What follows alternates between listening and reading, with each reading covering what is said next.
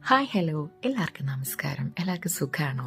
അപ്പോൾ ഞാനിന്ന് എൻ്റെ ഓഫീസിൽ പോയിട്ട് എൻ്റെ എക്സ്പീരിയൻസ് സർട്ടിഫിക്കറ്റ് പിന്നെ കുറച്ച് സർട്ടിഫിക്കറ്റ്സ് ഒക്കെ കളക്ട് ചെയ്യാനുണ്ട്. അപ്പോൾ അങ്ങനെ പോവാണ് കേട്ടോ. അപ്പോൾ വീട്ടിൽ നിന്ന് ഞാൻ ഒരുങ്ങി സമയമായി ഒരു 12 മണിയൊക്കെ ആയിട്ടോ.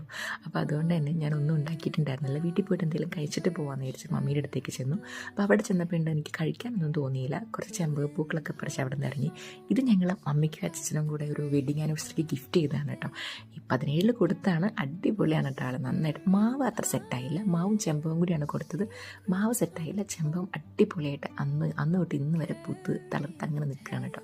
അപ്പോൾ എനിക്ക് പീരീഡ്സ് ആവാൻ പോവുകയാണോ എന്നൊരു ഡൗട്ട്. കാര്യം എൻ്റെ ഇമോഷൻസിനെല്ലാം പിടിച്ച് കെട്ടിയിട്ട ഒരവസ്ഥയായിരുന്നു കേട്ടോ. അങ്ങേർക്ക് എഴുതി കൊടുത്താൽ മാത്രമേ നമുക്കൊരു ചിരിയെങ്കിലും പാസ്സാക്കാൻ പറ്റുള്ളൂ ഗൈസ്. അങ്ങനത്തെ ഒരു അവസ്ഥയെ കൂടിയാണ് ഇപ്പോൾ പോയിക്കൊണ്ടിരിക്കുന്നത്. അങ്ങനെ ഞങ്ങൾ അമ്പലത്തിലെത്തിയപ്പോൾ പൊറോട്ടയും ബീഫും കഴിച്ചു എന്നുപോലെ എനിക്കറിയാൻ വേണ്ടായിരുന്നില്ല. ഈ ബീഫിനൊക്കെ ഏതാണ്ട് ഒരു വിറക് കൊള്ളിനെ കാണുന്ന ഒരു വികാരത്തോടെയാണ് ഞാൻ കണ്ടത്. പിന്നെ നമ്മുടെ ചായ, അത് മാത്രമാണ് എൻ്റെ ശരണം. അന്നും ഇന്നും പുള്ളി മാത്രമേ എൻ്റെ കൂടെയുള്ളൂ എന്നാണ് എൻ്റെ ഒരു തോന്നൽ കേട്ടോ.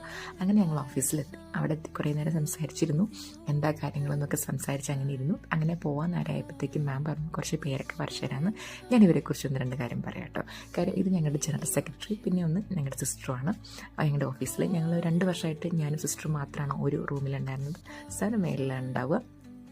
ഈ മാമിനെ എങ്ങനെയാണ് പറയാന്ന് വെച്ചാൽ ലൈക്ക് ഒരു സിസ്റ്റർ മീൻസ് നമ്മളൊരു കൂടപ്പിറപ്പ് പോലെയോ അല്ലെങ്കിൽ എനിക്ക് ആരെങ്കിലും ഉണ്ടെന്നുള്ളൊരു തോട്ടാണ് കേട്ടോ എനിക്ക് സിസ്റ്റർ ഓർക്കുമ്പോൾ ഉള്ളത്. കാര്യം 2 വർഷം മുമ്പ് ഞാൻ എൻ്റെ IVF ഒക്കെ ചെയ്ത് കിടന്ന സമയത്തൊക്കെ ആണെങ്കിലും ഒന്നും പറ്റാതെ നമ്മൾ ബെഡ് റിഡനായി കിടക്കുന്ന സമയം കുറേ കാര്യങ്ങൾ ചെയ്യാനുണ്ട്. പക്ഷെ ഒന്നും ചെയ്യാൻ പറ്റാത്ത അവസ്ഥയിലൊക്കെ ഈ മാമിനെ വിളിച്ചിട്ടാണ് കേട്ടോ ഞാൻ കരയാറുണ്ടായിരുന്നു.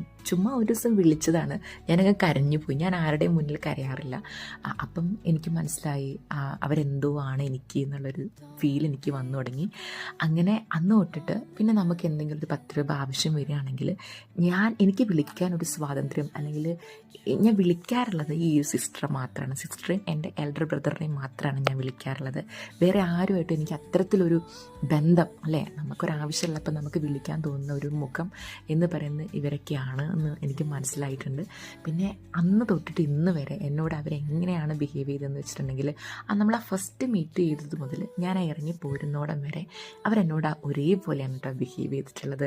കണ്ടില്ലേ ആ പേരയ്ക്കൊക്കെ പറിച്ചു തരുന്നത്. എനിക്ക് ഭയങ്കര ഇഷ്ടമുള്ളൊരു ഫ്രൂട്ടാണ് പേരക്ക. അപ്പം മാം പറഞ്ഞു ആനി ഇതെന്തായാലും കഴിച്ചിട്ട് പോയാൽ മതി എന്ന് പറഞ്ഞ് പറിച്ചു തരുമായിരുന്നു കേട്ടോ. അപ്പോൾ എനിക്ക് തോന്നി ചിലപ്പോൾ ഇനി വരില്ലാത്തത് കൊണ്ടാണോ എന്താ മാം ഇങ്ങനെ കാണിക്കണേ. എനിക്ക് ഭയങ്കര വിഷമമായിട്ട് ആ വരാന്തയും ഒക്കെ ഇങ്ങനെ മിസ് ചെയ്തിങ്ങനെ ഇരുന്നു. പക്ഷേ എന്ത് പറയാനാ, എല്ലാവരോടും നമുക്ക് ഒരു ടൈമിൽ അല്ലേ കുറച്ചൊരു ഡിസ്റ്റൻസ് എപ്പോഴും വേണം. എന്നാലേ നമുക്ക് ആ ഒരു ബന്ധം എപ്പോഴും നമുക്ക് കീപ്പ് ചെയ്യാൻ പറ്റുള്ളൂ എന്ന് ഞാനിങ്ങനെ വിചാരിക്കുന്നു.